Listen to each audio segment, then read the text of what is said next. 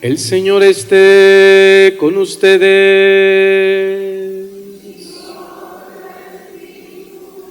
Proclamación del Santo Evangelio según San Lucas.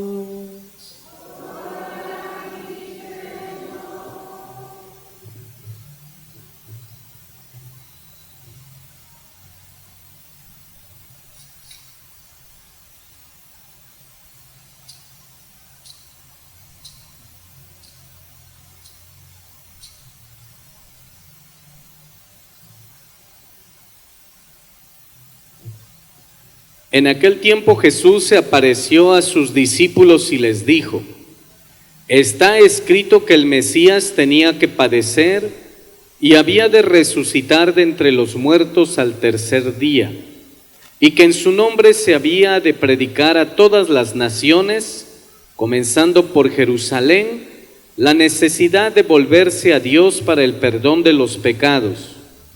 Ustedes son testigos de esto. Ahora yo les voy a enviar al que mi Padre les prometió.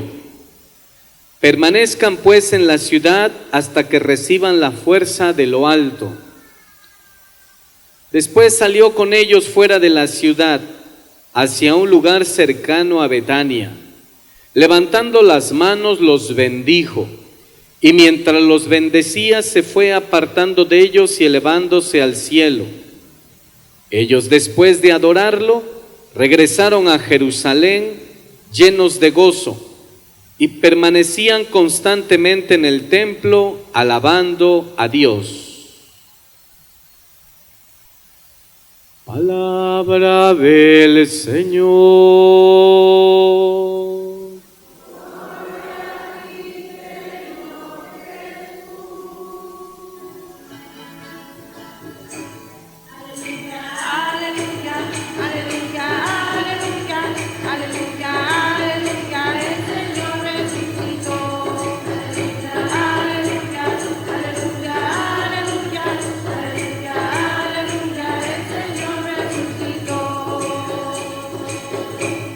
Sentados.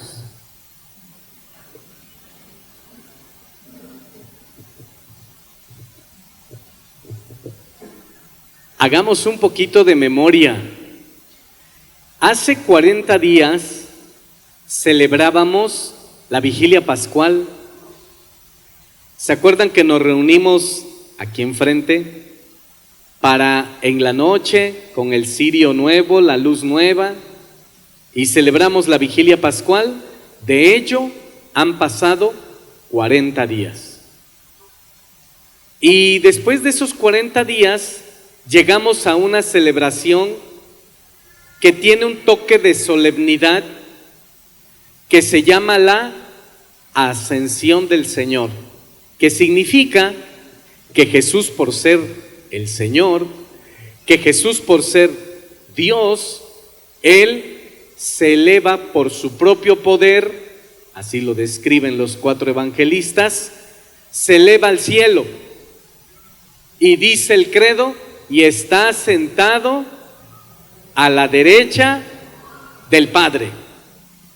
Es decir, regresó a su sitio majestuoso, divino. Pero, ¿qué significa esto ahora con las implicaciones para nosotros en la vida de la fe? ¿Qué significa la ascensión para un cristiano de estos tiempos? Miren, pudiéramos explicar así la ascensión. Se fue, pero no se fue. Así es la ascensión. Se fue, pero no se fue. ¿En qué sentido se fue y en qué sentido no se fue? Se fue porque físicamente no conocemos a Jesús. No conocemos su tez de piel. Se fue porque no conocemos el color de sus ojos. Se fue porque nadie data qué estatura tenía. Se fue porque no conocemos su cabello cómo era. Todo lo que hay de Jesús son aproximaciones. porque no hay pintura ni fotografía. Todas son aproximaciones. Y en ese sentido se fue. Pero habiendo jóvenes aquí y adolescentes, por supuesto toda la comunidad, pero sobre todo lo comparto para los adolescentes y jóvenes, que son los que están en el camino de la fe. Que Jesús haya medido 1.70 de altura, 1.80, ¿cambia o altera el dato de fe? No lo cambia, es el mismo. Que Jesús haya tenido los ojos verdes, color miel o azules, ¿altera el dato de fe? Pues no, porque es el mismo. Que Jesús haya tenido el cabello a la altura del hombro, más abajo, ¿altera el dato de fe? Claro que no. Sin embargo, ¿qué decimos de aquellos que lo vieron? Oh, dichosos aquellos que vieron presencialmente a Jesús. Oh, dichosos aquellos que escucharon el timbre de voz de Jesús. Oh, dichosos aquellos que lo pudieron tocar. Oh, dichosos aquellos que directamente recibieron la enseñanza del Maestro. Y todavía más dichosos aquellos que se vieron beneficiados por algún milagro. Y de milagros los evangelios nos cuentan muchísimos. Pero el mismo Señor Jesús dirá a Tomás: pero más dichosos son aquellos que, sin haberme visto, ¿qué cosa? Creen. ¿Se dan cuenta, hermanos? La dicha en la relación con el Señor tiene grados. Hay personas que son dichosas por lo que ya dijimos, los de su tiempo, que lo vieron, lo tocaron, se beneficiaron con algún milagro, recibieron la enseñanza, pero Jesús pone la dicha en un nivel más alto, aquellos que sin haberme visto, ¿qué cosa? Creen. Ahí está el punto, se fue. Ahora vamos, pero no se fue. Se quedó en un modo nuevo. Y cuando decimos nuevo, en el Antiguo Testamento no hay semejanza de la presencia de Dios como Jesús se quiso quedar. ¿En qué sentido no se fue? Espiritual, más o menos. ¿En qué sentido no se fue y se quedó? En la Eucaristía. Pero ojo ustedes que son adolescentes y jóvenes, en la Eucaristía Jesús, ¿cómo está? Está de tres maneras o con tres notas. En la Eucaristía Jesús está con tres notas que lo caracterizan. ¿Cuál es una de ellas? En cuerpo, muy bien. En alma, y les falta una. Y en divinidad. Cuando nosotros apenas sea una partícula pequeñita o una hostia grande llevamos a la boca y al corazón, comulgamos a Jesús en su cuerpo, en su alma y en su divinidad. Y en ese sentido no se fue. ¿En qué otro sentido no se fue? El resto de los sacramentos. Quien tiene contacto directo con alguno de los 7 sacramentos, tiene contacto con el cuerpo, la sangre y la divinidad de Jesús. De distintas maneras el Señor llega a nuestro camino. Los sacramentos. ¿De qué otra manera se quedó? Donde 2 o más se reúnen en mi nombre, ¿qué ha dicho el Señor? Yo estoy en medio. En ese sentido no se quedó.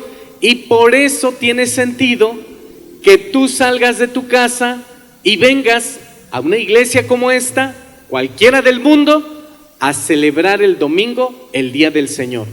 Porque la comunidad creyente se reúne para escuchar a su Señor, para alabar a su Señor y para comulgar a su Señor. ¿En qué sentido también no se fue? La palabra. Cada vez que se proclama la palabra se convierte en alimento para tu alma. Y un momento privilegiado es la Eucaristía. Pero también en casa tú puedes tomar la palabra y tú puedes leerla con fe y la misma palabra se convierte en alimento para tu cuerpo y para tu alma. Y en ese sentido no se fue. ¿Y por qué insisto en el no se fue? Porque hay quien se puede sentir lejano de Dios.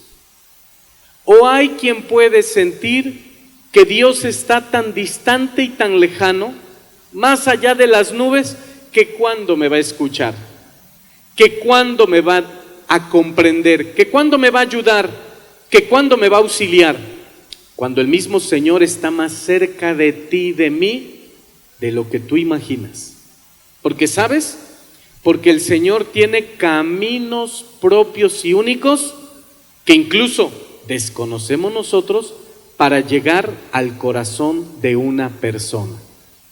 ¿Cuáles son los caminos? Así, seguros, garantizados.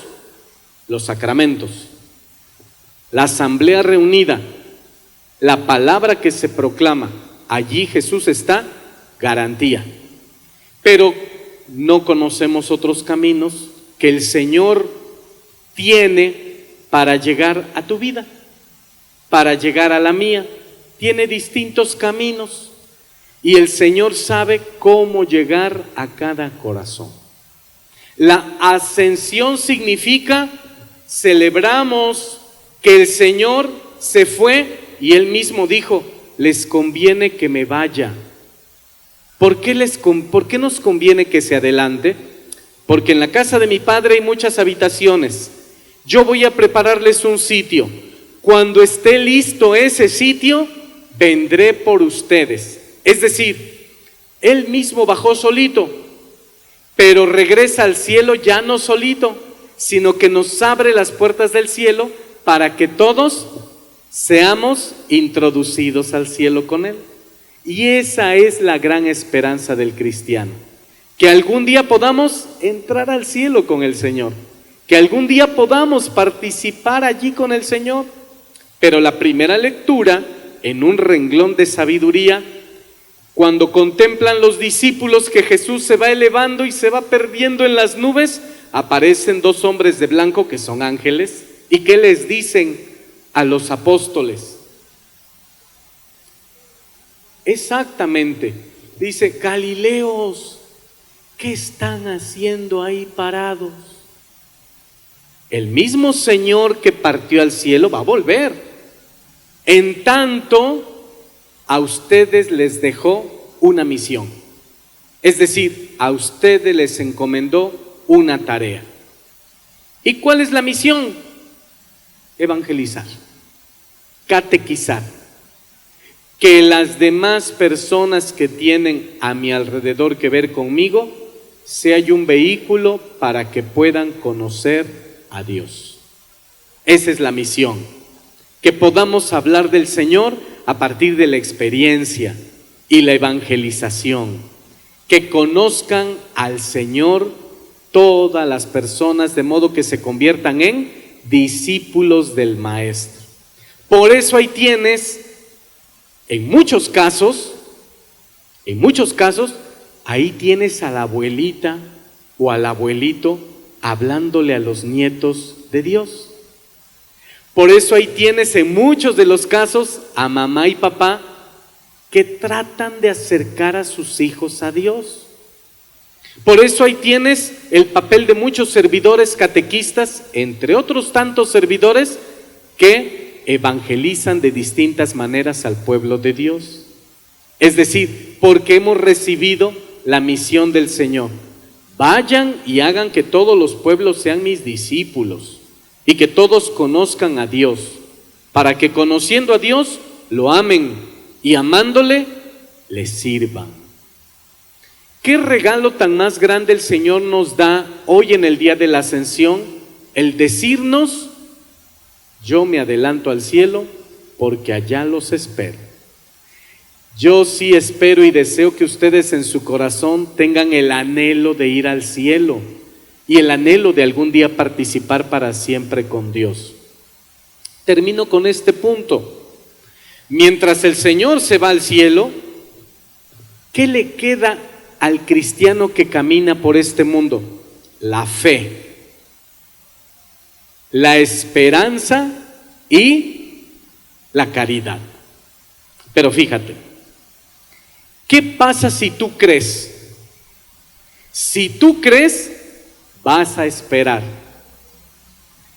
Y si tú esperas, vives la caridad. Vamos de regreso. Si tú vives la caridad, es porque tú esperas en algo mayor. Y si tú esperas, es porque tienes fe. Si de repente somos cristianos que no tenemos fe, es como si nuestra vida espiritual le hayamos aplicado la propia eutanasia. Es decir, le damos muerte al sentido de la vida y el sentido y el valor de estar en las cosas de Dios.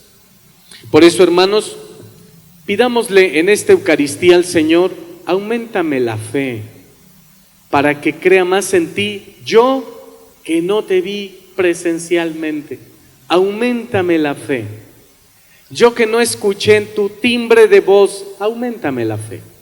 Señor, que yo aprenda a esperar, que no me desespere, porque es parte también del camino de la vida el que algún momento podamos desesperarnos, porque queremos respuestas inmediatas y prontas, porque a veces se desdibuja o se hace gris el camino y el panorama. Que no me desespere, auméntame la esperanza, Señor, sosténme la esperanza. Y mientras tanto, que no deje de ser caritativo, es decir, de hacer el bien a los hermanos. Que el Señor nos conceda esto en la vida cristiana, que así sea.